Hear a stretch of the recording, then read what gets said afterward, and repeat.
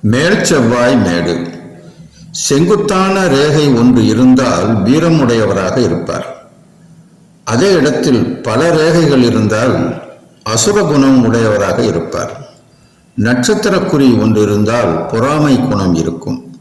சதுர அடையாளம் இருந்தால் கோபம் கட்டுக்கு அடங்கக்கூடியதாக இருக்கும். வட்டம் இருந்தால் கண்ணில் காயம் ஏற்படும். முக்கோணம் இருந்தால் தியாகம் வீரத்தில் கீர்த்தி உடையவராக இருப்பார். வரைக்குறி இருந்தால் இரத்தப்பெருக்கால் மரணம் ஏற்படும். பிறைக்குறி இருந்தால் மூளை பேதலிக்கும்.